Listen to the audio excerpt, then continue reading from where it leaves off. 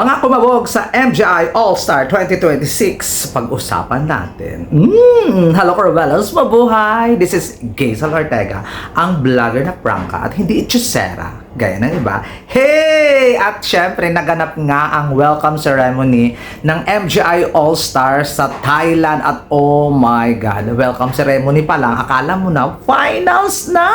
O diba, pinapakita talaga ni Minister na what na pag siyang gumawa ng pageant, spectacular, amazing, fabulous, lots of amazing surprises. Mga ganun kabog! Welcome ceremony talaga nga. Hindi talaga niya pinatawad, kung paano niya ilampaso ang lahat ng pageant sa buong mundo.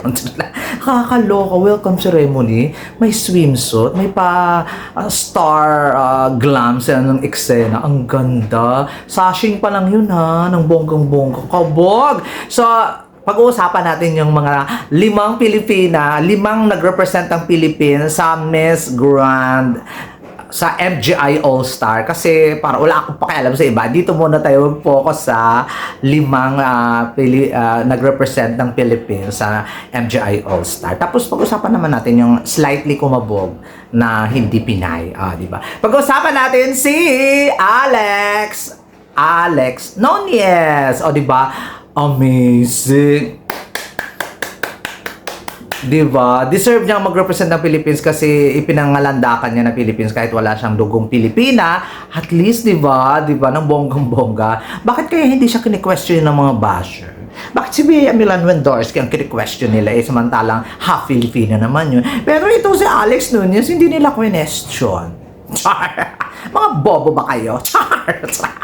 Mga syunga-syunga ba kayo? Ganon. Nakakaloka at ang galing. At saka nanalo pa siya sa top 3 vote of the world? Or ano ba yun? Choice. Basta ganon siya ang top 3 with Vietnam and Canada. Nagbonggang-bongga. So amazing. Congratulations, Alex Nunez sa bonggang-bongga. Kabog ang kanyang swimsuit. Kabog din ang kanyang, ano ba tawag doon? MGI star costume, ganon. Kasi hindi ko alam kung anong eksena doon Ang amazing, ang ganda, well represented. Diba? Alam mo ng Pilipinas, pangabog. Next, pag-usapan natin si Imelda Swihart doon sa kanyang black bikini kinemerut. Hanggarig! Hindi ko ina-expect na magba-black siya. Pero syempre, parang patay yung kulay niya when it comes doon sa swimsuit ng bonggang-bongga. Pero still, amazing. Ayoko lang na ginaganon niya yung cape niya. Dapat ginaganon lang, nakatayo lang, tapos hindi ginagalaw yung kamay. Kekembot ka lang dapat, tapos yung kamay mo, para yung cape, lumilipad lang. Hindi, para kang, anong ginagawa mo? Nagtatabog ka ng maya? Charot!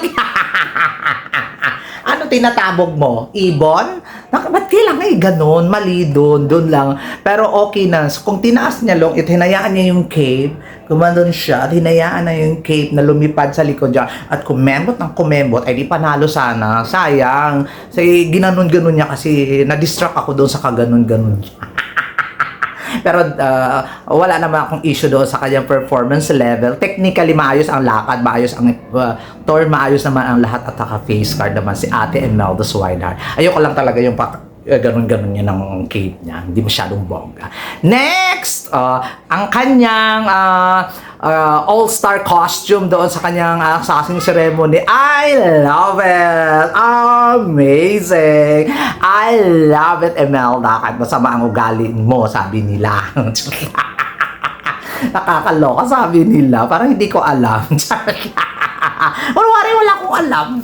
Di ba, Imelda? Friends naman tayo. Wala akong alam. Sabi lang nila yun. Hindi naman ako naniniwala. Masyado. Charot lang. Hindi, I love it. Mas bongga ang Kung magre-rate ako sa swimsuit number 5 sa Imelda, maya na natin pag-usapan, i-rate. Next, pag-usapan naman natin si Kaylin Trajano. Diba? Ang kanyang opening swimsuit, amazing. Ayaw talagang pakabog. But, ayoko lang yung combination ng yellow and red, maroon, or whatsoever ang kanyang cape. Parang contrast siya. Parang hindi magkasundo yung kulay. But still, ang ganda ng kanyang performance. Ang ganda ng ikot, ang ganda ng transition, everything, amazing. Ba't pinagpapawisan ako? Ito ba ang resulta ng may sakit ako pero nagbablog pa rin? Nakakaloka. O, ang ganda ng transition, ang ganda ng eksena. Hindi ko lang bet yung kulay ng swimsuit tapos yung cape na iba. Dapat kakulay na lang din ng swimsuit yung cape or white. Ganon siguro. I don't know. Parang hindi lang sa akin nagkasundo yung kulay, but still amazing performance. Next, Fuchsia and Ravenna. Oh, diva. Sinong sa lahat, guys, sa lahat ng contestant natin, siya ang may pinakamukhang babae. Siya ang babae ang mukha. Nakakaloka. Nakakaloka. Ang ganda ng mukha ni Fuchsia and Ravenna, no? Babae gumalaw, babae ang mukha, babae ang eksena. Oh, grabe. Nakakatuwa. Gusto ko yung Fuchsia din yung kanyang, ang kanyang swimsuit. Love it. At yun nga lang doon sa ano ba tawag doon, yung kanyang all-star costume doon sa Assassin Ceremony, medyo underwhelming yung star niya dito sa gilid at saka yung hikaw. Yun lang yung star, parang na siguro hinanapan ko lang siya ng star doon sa sa evening gown niya na yon. Pero maganda ang damit niya, simplihan, pero nandun yung kabog ang kanyang fest at saka yung mga star. Parang siya yung less star sa lahat ng mga contestant. Tapos doon naman kay Kaylen Trajano sa kanyang all-star sashing costume. Ano yun? Parang sako. Sabi ko, pag-open, amazing. Grabe, ang pasabog ng mga Pilipina natin sa MGI All-Star. Talagang kinakabog-kabog talaga ng bongga-bongga. At dito naman tayo dito kay Gazini Ganados. Oh my God. Ang kanyang swimsuit, ay, puryogoba. Kung ayun ang ginawa mo sa Miss Universe Preliminary Competition, Gazini, ikaw sana nanalo. Anong laban doon ni Suzy Binitonsi sa performance mo kagabi? Kung ganyan ang ginawa mo sa preliminary competition ng Miss Universe, walang magagawa si Suzy Binitonsi dyan. Kaya hindi mo naman ginawa yan doon.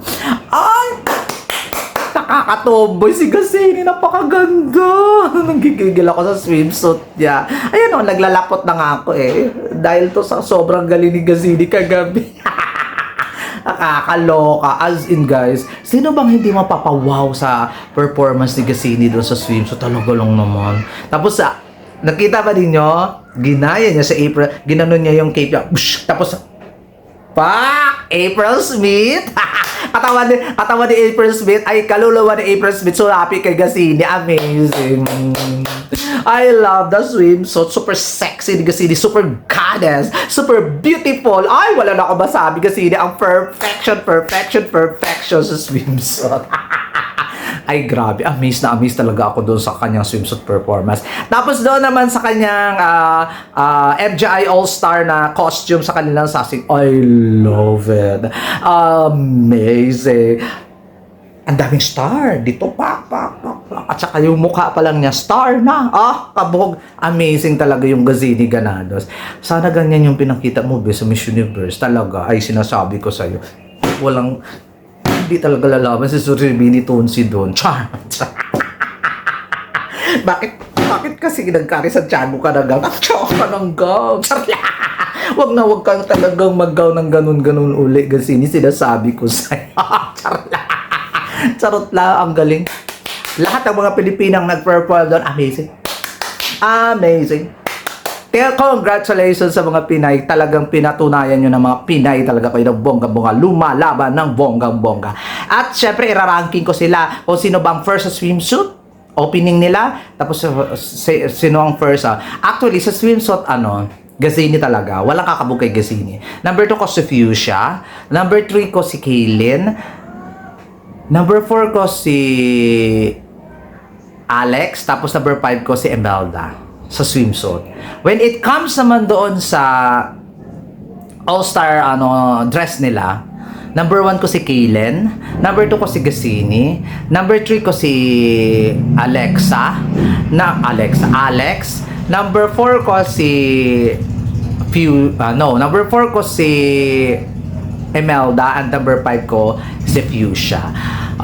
Nakulangan lang talaga ako sa element of star doon sa damit ni Fuchsia nung huli, pero amazing performance ang ibinigay niya sa akin. So ganun po ang ranking ko sa mga Pilipina ha, ng bonggang-bongga. At syempre pag-uusapan naman natin yung hindi Pilipinang kumabog doon. Amazing, puro amazing. Wala na ako sinabi pag amazing. The title for this, yung title ng vlog nito is Amazing.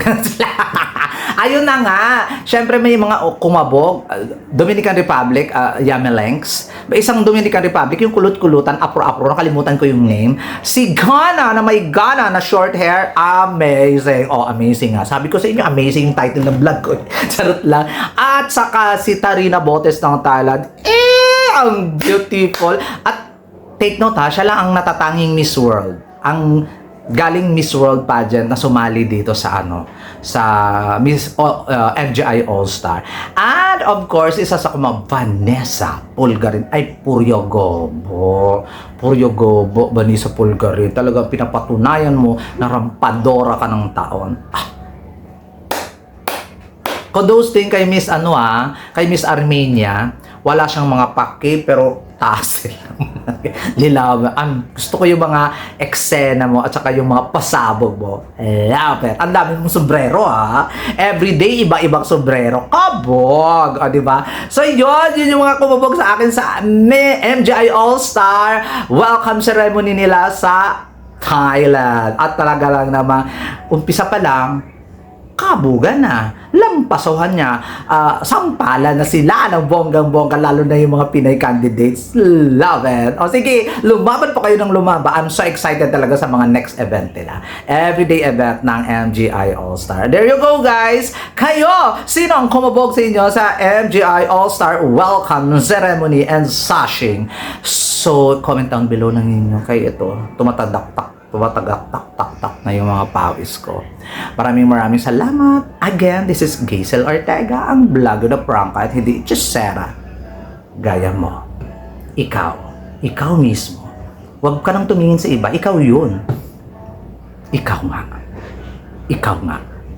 Bye!